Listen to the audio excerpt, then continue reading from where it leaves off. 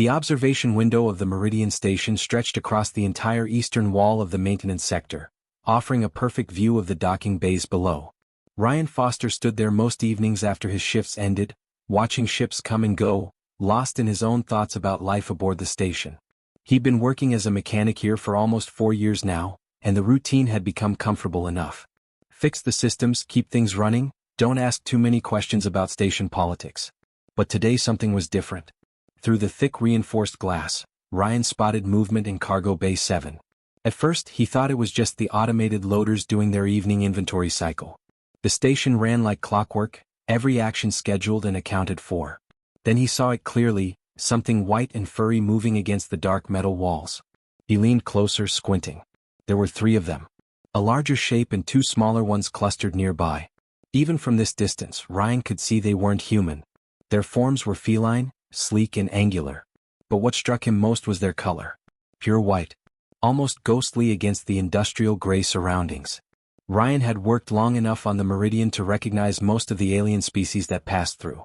He knew the difference between a Krell trader and a Drevnokian engineer by their silhouettes alone. These white felines, he'd seen their kind before, but it was rare. Usually the feline merchants who came aboard wore darker coats, deep browns and blacks that seemed to absorb the station's artificial light. These ones were different. He grabbed his tablet and pulled up the station's arrival logs. 37 new arrivals in the past 24 hours. Most were standard cargo shipments or crew rotations. But there, flagged with an unusual notation, Feline Collective Delegation 1 Transport Morning Cycle. Cargo Bay 7. Status, unloading complete. The timing made sense. The mother and cubs must have arrived this morning. Ryan wondered why they were still down there now, hours after the unloading crew should have cleared out. Something told him to go look for himself. The maintenance tunnels were quiet as Ryan made his way down toward the cargo sectors. His access card worked everywhere, one of the perks of being essential staff. The pipes hummed around him, carrying coolant and power through the station's metal skeleton. He could hear the distant sound of machinery, the gentle vibration of the life support systems keeping thousands of beings alive in the void. When he reached Cargo Bay 7, the reinforced door slid open with a soft hiss. The bay was massive, stretching out in all directions with towering shelves of supplies and equipment. But it felt empty. Cold. The lighting was dimmed to its nighttime setting, which meant most of the day crew had already left. Then he heard it. A small sound, almost like a whimper. Ryan moved deeper into the bay, following the noise. His footsteps echoed off the metal floor. Behind one of the large supply containers he finally found them. The white feline mother lay curled on the ground, her body wrapped protectively around 2 cubs that looked barely old enough to walk on their own legs. All 3 of them were incredibly thin. Ryan could count their ribs through their fur. The mother's pale violet eyes opened when she sensed his presence, and she immediately moved to shield the cubs, her muscles tensing for a fight she probably couldn't win. "Easy," Ryan said softly, keeping his hands visible and empty. He crouched down slowly, making himself smaller. "I'm not going to hurt you." The mother hissed, a sound that was both frightening and desperate at the same time. The cubs huddled deeper into her fur, their small ears flattened against their heads. Ryan realized then what was happening. They hadn't been unloaded and properly processed. They'd been abandoned. He'd heard the stories about the collective. Whispered conversations in the break room between crew members who didn't think humans should get involved in alien politics. The felines had strict breeding standards, apparently. Genetic purity was everything to them. Any offspring that didn't meet their requirements were considered defects. Failures. Looking at these 3 creatures, the desperate mother trying to keep her babies alive, the confusion and fear in their eyes, Ryan felt something shift inside him. This wasn't about politics or species hierarchies. This was just a mother and her children, abandoned and alone in a cold metal bay with no one to help them. He made a decision then that would change everything. "Wait here," he told them, even though they obviously had nowhere else to go. "I'll be back." Ryan left the cargo bay and headed straight for his quarters in the maintenance section. He grabbed what he had, a thermal blanket from his personal supplies, some of the protein bars he kept for long shifts, even a water container he could fill at the recycling station. It wasn't much, but it was something. When he returned to the bay, the mother was still there, still protective, still terrified. But she didn't strike when Ryan slowly approached.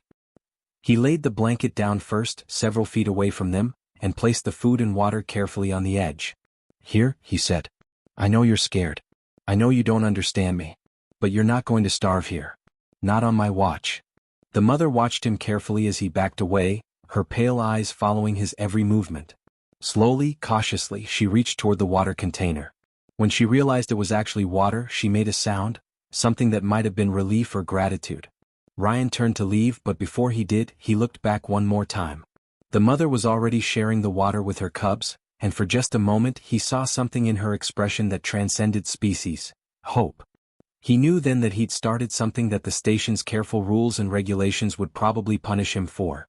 But looking at those three frightened beings, he also knew he couldn't have done anything else. Ryan hadn't slept properly in 3 days. He'd been coming down to Cargo Bay 7 every night after his official shifts ended, sneaking in through the maintenance corridors when the station's monitoring systems were least active. Nobody paid attention to maintenance workers moving through the tunnels at odd hours. They were supposed to be fixing things after all. That invisibility was becoming his greatest advantage. The white feline mother had stopped hissing at him by the second visit. By the third, she actually approached when he arrived, her violet eyes searching his face as if trying to understand his intentions. Ryan had started calling her Nova in his head, though he only ever whispered the name when he was alone. The two cubs, smaller versions of their mother with the same ghostly white fur, had taken to following him around the bay, their curiosity gradually overwhelming their fear. But tonight was going to be different. Tonight, Ryan was going to do something that would either save them or destroy his career. He'd spent the entire previous day planning it out. The old storage module had been sitting in the maintenance depot for months, flagged for recycling. It was roughly the size of a small room, maybe 12 feet by 8 feet, with a reinforced door and environmental controls that still worked, though nobody had bothered to use them in years. When Ryan had first pulled up the specs, he'd realized it was perfect. Forgotten enough that nobody would miss it. Functional enough that he could make it livable. The problem was getting it down to Cargo Bay 7 without being seen. Ryan had called in a favor with Tommy, one of the other mechanics who worked the night shift. Tommy didn't ask questions when Ryan said he needed help moving some equipment. That was the thing about the maintenance crew.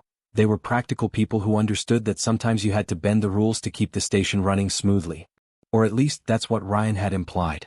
It took 3 hours of careful maneuvering through the service tunnels, but they got the storage module into the bay without triggering any alerts.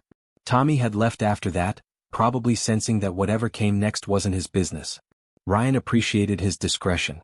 Nova watched from her corner as Ryan began the real work. He'd brought tools from the maintenance section, things that weren't strictly his to take, but which nobody would notice missing. His hands moved with the practiced precision of someone who'd spent years fixing complex systems. He opened up the module's environmental panel and started rewiring the heating controls. The original heating system had been designed to keep cargo at specific temperatures. Ryan recalibrated it, rerouting power from an auxiliary line that ran through the cargo bay. It was technically stealing station resources, but the power draw was minimal enough that it would get lost in the normal fluctuations of the station's energy grid. He'd made sure of that before he started. As he worked, Nova approached cautiously. She didn't seem afraid anymore, just curious. She watched his hands move across the panel, watched the way he checked and rechecked his connections. One of the cubs, the bolder of the two, actually tried to help, pawing at a cable until Ryan gently moved it away. Despite everything, despite the risk and the wrongness of what he was doing, Ryan found himself smiling. "Your mom's smarter than you think," he told the cub, glancing at Nova. "She knows something good is happening here. She's watching to make sure I'm not lying." Nova made a soft sound in response, something that might have been agreement. The water system took longer. Ryan had salvaged parts from 3 different recyclers to create something functional. He installed a filtration unit that he'd modified to work with the bay's existing plumbing infrastructure. Again, it was technically stealing, technically violating about a dozen station protocols. But when he activated the system and clean water flowed into the collection tank he'd placed beneath, he felt something close to victory. By midnight, he'd managed to install basic shelving using spare materials from around the bay. He arranged everything carefully, the blankets in one corner, the water station against one wall, the storage for food supplies in another section. It wasn't much, but it was a real space now. A home in the way that mattered most. He stepped back to look at his work, and Nova approached the entrance to the retrofitted module. She stepped inside slowly, carefully, as if entering a sacred place. Her cubs followed her, and for the first time since Ryan had found them, they seemed to relax. The mother turned back to look at him, and her pale violet eyes held something Ryan hadn't expected to see. Trust. "I know this is risky for you," he told her, even though she couldn't understand his words. "I know you don't know why I'm doing this or what I want from you. But I want you to know, nobody's going to throw you out of here. Not while I'm still breathing." Nova settled down on one of the blankets with her cubs, and within minutes all three of them were sleeping deeply. A real sleep, not the fitful dozing they'd been doing before. The kind of sleep that only comes when you finally feel safe. Ryan sat outside the module for the rest of the night, keeping watch. His shift started in just a few hours, but he didn't care about the exhaustion. He was thinking about what came next, about how long he could keep this secret, about what the station would do if they found out. As the morning light began filtering through the viewport, he heard it. An alert on his personal communicator. A message from station administration marked urgent. His heart sank. They knew. The summons came through official channels. Ryan Foster was required to present himself at the station administration offices within 2 hours. No explanation. No context. Just a formal notice that left no room for negotiation. He knew exactly what this was about. Ryan had spent the morning trying to act normal, going through his regular maintenance checks, pretending that everything was fine. But his hands had been shaking the whole time. He'd seen the security logs being accessed. Someone had noticed the power fluctuations. Someone had tracked the missing equipment. Or maybe someone had simply reported seeing him in the cargo bay at unusual hours. It didn't matter how they'd found out. What mattered was that they had. He made one stop before heading to administration. Down in the maintenance section, he accessed the secure terminal in his personal quarters. His hands trembled as he typed in credentials he probably shouldn't have had. The maintenance crew had certain privileges when it came to system access. They needed to be able to troubleshoot everything from life support to communications. But accessing the restricted research archives was something else entirely. That was crossing a line that would be hard to uncross. Ryan didn't hesitate. The files were there, buried deep in the station's old database systems. Historical research documents, scientific papers, genetic studies. Most of it was dense and technical, but as he scrolled through, a pattern emerged. The Feline Collective had been studying albinism for decades. And they'd known something that they'd carefully hidden from public knowledge. The white coat wasn't a defect. It was an adaptation. Ryan's eyes moved faster across the screen as he read the conclusions. Albino felines possessed enhanced pattern recognition in low-light conditions. Their eyes, despite their lack of pigmentation, could process visual information in near-total darkness better than any other feline variant. They had superior night vision, better spatial awareness in dim environments, enhanced cognitive processing for complex visual problems. In military terms, they were superior soldiers. In scientific terms, they were evolutionary advantages. But the collective had suppressed the research. The reason was written in one of the older documents, authored by a feline researcher named Keshvara. The collective maintained strict social hierarchies based on appearance and genetic purity. White felines, being rare, had once held high positions in their society. But as the population had stabilized and organized into castes, the collective leadership had decided that albino felines were somehow impure or defective. It was an arbitrary decision, a political move to consolidate power among the darker-furred majority. Rather than admit the truth, that they were suppressing a superior genetic line for political reasons, they'd simply buried the research and declared albinos to be evolutionary failures. They'd rewritten history. Ryan felt anger rising in his chest. Hot, fierce anger that made his fingers clench into fists. These weren't defective creatures.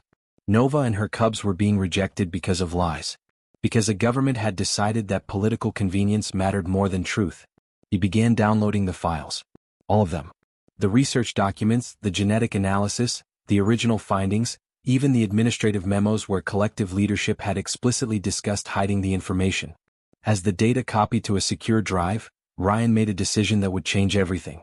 He was going to tell everyone. The hearing room was cold and impersonal, all gleaming metal surfaces and harsh lighting. Ryan sat across from 3 officials. Station Administrator Vasquez was there, a human woman who'd always struck Ryan as pragmatic but fair. Beside her was a representative from the Feline Collective, a sleek, dark-furred male with cold eyes and an expression that suggested he found this entire meeting beneath his dignity. The third official was someone Ryan didn't recognize, though their uniforms suggested they handled security and legal matters. "Mr. Foster," Administrator Vasquez began, "we've brought you here to discuss a serious violation of station protocol. You've been illegally housing non-registered life forms in a restricted cargo bay. You've been diverting station resources. You've been violating quarantine procedures. How do you respond to these charges? Ryan's mouth was dry. He could feel the weight of the secure drive in his pocket. One wrong word and this could go very badly for him. I found them abandoned, he said, keeping his voice steady. A mother and 2 children with no supplies, no shelter, no way to survive. I couldn't leave them to die. The collective representative made a dismissive gesture. Those specimens were properly processed and categorized as non-viable genetic material. Your interference is appreciated, but they should be returned for proper disposal. They are defective. Their kind cannot be allowed to propagate. That was when Ryan pulled the secure drive from his pocket and placed it on the table in front of him. They're not defective, he said quietly. And you know it. What is this? Vasquez asked, reaching for the drive. Research, Ryan replied. Classified research from the collective's own archives. Studies conducted over the past 30 years on albino feline genetics. Studies that prove white felines have enhanced low-light vision and superior pattern recognition capabilities. Studies that the collective has been hiding because they decided it was more politically convenient to call them failures. The room went completely silent. The collective representative's expression changed from cold indifference to barely contained fury. His hands clenched into fists. Those are confidential internal documents. You had no authorization to access. I'm a maintenance worker, Ryan interrupted. I have system access. And I found something I couldn't ignore. You didn't abandon those creatures because they're defective. You abandoned them because your government decided that truth was less important than power. Administrator Vasquez inserted the drive into the terminal and began scrolling through the files. Her expression shifted as she read, moving from skepticism to shock to anger. She looked up at the collective representative with something approaching contempt. Is this accurate? She demanded. The feline official said nothing, but his silence was answer enough. Ryan continued, his voice growing stronger. Nova, the mother, she trusted me when no one else would. Her cubs didn't ask to be born white. They didn't ask to be rejected by their own people. All they did was exist. And instead of acknowledging what they really are, your government decided to destroy them. You will be brought up on charges for theft and protocol violation, Vasquez said, addressing Ryan, but her eyes were fixed on the collective representative. But first, we need to have a longer conversation about what these files actually mean. And I think the council is going to want to see them too. The collective representative stood abruptly. This meeting is over. My government will be filing a formal complaint about human interference in internal collective affairs. Your government can file whatever complaints they want, Vasquez replied coldly. But they're going to have to explain why they've been lying about their own citizens. And somehow I don't think they're going to enjoy that conversation. As the representative stormed out, Ryan felt something shift. He'd crossed a point of no return. But looking at the determination in Administrator Vasquez's expression, he thought maybe, just maybe, he might have done something that actually mattered. The station council chamber was packed in a way Ryan had never seen before. Every representative species had sent delegates. The Krell were there with their precise, angular features and calculating eyes. The Drevnokians sat in their designated section, their elongated frames bent forward with interest. Even some of the smaller trading species had shown up, curious about what had caused such an unusual emergency session. Ryan sat in the observation gallery watching it all unfold. He'd been told not to speak unless directly addressed. This wasn't his hearing anymore, it had become something much larger. Dr. Helena Morrison stood at the presentation podium, and Ryan had to admit he'd been lucky. Of all the scientists on the Meridian, Morrison was probably the most respected. She was old by human standards, her dark skin lined with decades of experience. She'd spent 40 years studying genetic variation across different species, publishing papers that had fundamentally changed how the council approached biological diversity. She was exactly the kind of voice that the council would listen to. What we have here, Morrison began, pulling up the first set of research files onto the massive display screen, is evidence of deliberate scientific suppression on a scale that I find deeply troubling. The collective's new representative, they'd sent a replacement after the first one had retreated, shifted uncomfortably in his seat. This one was younger, probably brought in to handle damage control. His dark coat gleamed under the artificial light. Morrison walked them through the research methodically. She wasn't angry, that would have been counterproductive. Instead, she was clinical, precise, letting the data speak for itself. She showed the genetic markers. She displayed the visual acuity tests. She presented the cognitive performance scores that clearly demonstrated that albino felines outperformed their darker-furred counterparts in specific, measurable ways. The question, Morrison said, is not whether this research is accurate. The collective's own scientists conducted it. The question is why it was hidden. A Krell delegate raised one of his upper appendages. Perhaps there were cultural reasons for the classification? Different species have different standards for what constitutes an advantage versus a disadvantage. That would be a fair point, Morrison acknowledged, if the collective had simply said so openly. But they didn't. Instead, they classified these individuals as genetically defective and began a systematic culling program. They were not transparent about their reasoning. They were not honest about what they knew. They took a scientific finding and buried it because it didn't align with their political structures. She paused, letting that sink in. In my professional opinion, this represents a grave violation of scientific ethics and a threat to the principles of genetic diversity that most civilized species have agreed to uphold. Ryan watched the collective representative's face growing darker, more strained. The chamber had gone very quiet. A Drevnokian scientist named Krellois, no relation to the Krell species, just a coincidence of naming, stood up from his seat. Dr. Morrison, are you suggesting that the collective knowingly pursued a campaign of genetic suppression? I'm not suggesting it, Morrison replied. I'm stating it based on the evidence. The memos are clear. The leadership knew exactly what they were doing. They knew these individuals possessed superior capabilities in certain environments. They chose to classify them as failures anyway because it served their political interests to do so. The chamber erupted in conversation.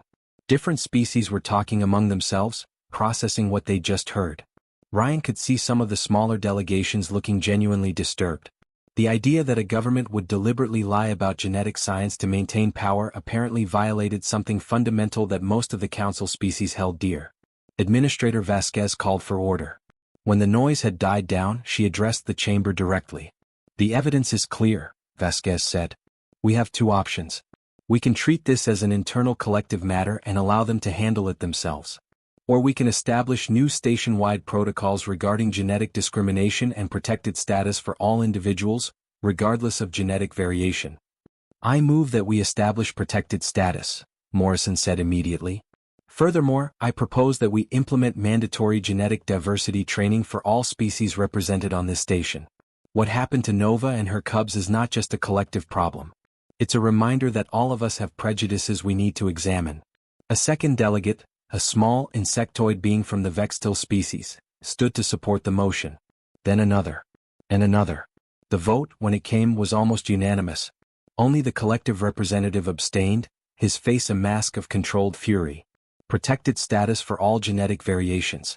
Genetic discrimination prohibited. Any individual found to be discriminating on the basis of genetic traits would face immediate station sanctions and potential expulsion.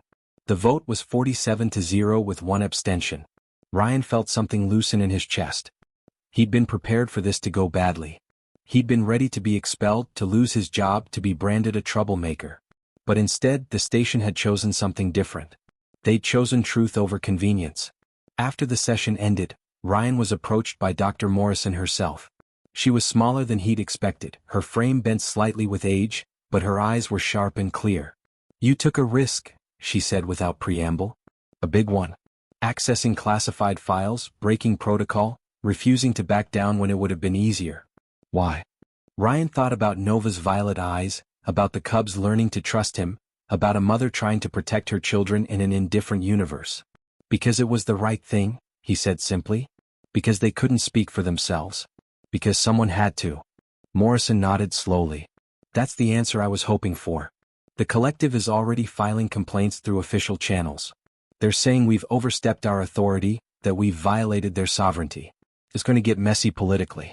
But I want you to know, what you did here, it matters. You reminded us that science without ethics is just propaganda. And sometimes the most important discoveries aren't about data. They're about remembering our own humanity. She placed a weathered hand on his shoulder. Nova and her cubs are safe now. That's because of you.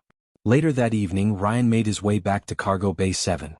He wasn't sure what he'd find, whether they'd already moved Nova and her family somewhere else, whether the administration would allow him to see them. But when he arrived, they were still there, in the retrofitted storage module that had become their home. Nova looked up when he entered, and her pale violet eyes held something Ryan hadn't seen before. Not just trust this time. Recognition. Understanding. She approached him slowly and did something that took his breath away. She pressed her forehead against his chest, holding it there for a long moment. It was a gesture of gratitude, he realized. Of connection. Of family in whatever way that meant to her. One of the cubs mimicked the gesture, pressing her small white head against his leg. In that moment, surrounded by the hum of the life support systems and the gentle warmth of the heating he'd installed, Ryan understood something profound. The station could pass all the laws it wanted. The council could establish all the protections they deemed necessary. But what had actually saved Nova and her cubs wasn't policy or politics. It was one person deciding that kindness mattered more than rules. And sometimes that was enough to change everything. 6 months had passed since the council vote, and the Meridian station had settled into a new rhythm. Life went on as it always did in space. Ships arrived and departed. Systems needed maintenance. The universe continued its indifferent rotation. But something fundamental had shifted, something that went deeper than policy changes or official protocols. Ryan Foster moved through the maintenance tunnels with a confidence he hadn't felt before. He wasn't alone anymore. Nova padded silently beside him, her white fur bright against the dim corridor lighting. Behind them came her 2 cubs. They'd grown considerably in the past 6 months, their lanky frames becoming more muscular, their movements more assured. They'd been given names by the station staff, though Ryan still thought of them by the nicknames he'd assigned, Storm and Whisper. The trio had taken to their new roles with impressive dedication. What had started as a desperate situation had evolved into something genuinely valuable. The station's maintenance division had been understaffed for years, and when it became clear that Nova and her cubs could genuinely help, that their enhanced night vision and pattern recognition actually made them exceptional at certain types of repair work, the administration had officially transferred them to the maintenance crew roster. They weren't listed as animals or cargo anymore. They were staff members. It had taken some creative paperwork and a few quiet conversations with Administrator Vasquez, but it had happened. "We've got a priority call," Ryan said, checking the message that had just come through on his work tablet. "Merchant vessel Cassiopeia, docking Bay 4. They're reporting power fluctuations in their forward systems. They want us there in the next hour." Nova made a soft sound of acknowledgement.